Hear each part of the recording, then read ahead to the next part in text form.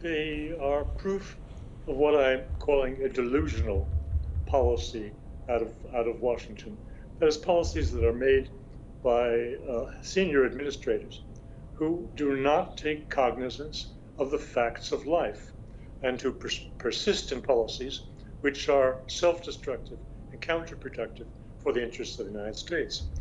You sanction Russia, you sanction Iran, and then you get hyperactive when you find that these countries are finding common interests and are pursuing those interests despite your attempts to sabotage each of them separately.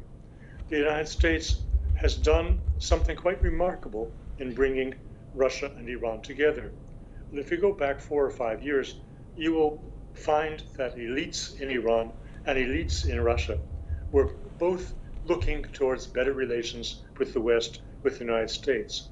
Each of them had hopes of improving relations with Washington and the West greater than improving relations with one another, Iran and Russia.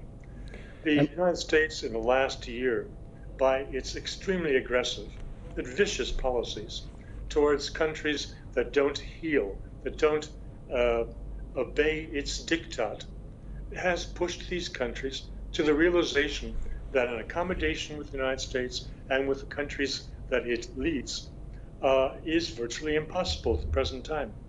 And so they have made other arrangements.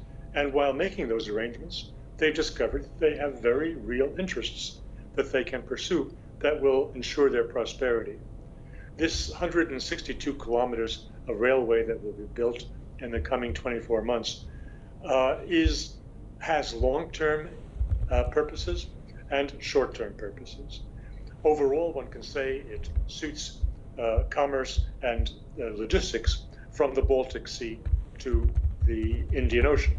At the present moment, given all the restrictions on goods transiting Russia imposed by the West, it is hard to imagine a very big volume of goods coming from Finland, for example, or other European countries making use of the new route. However, when I look at the remarks that were made by Vladimir Putin in his video conference with President Raisi yesterday, he commented on how this new route will be so useful in facilitating shipments of grain and other foodstuffs to the Indian Ocean and further on to Africa and East Asia.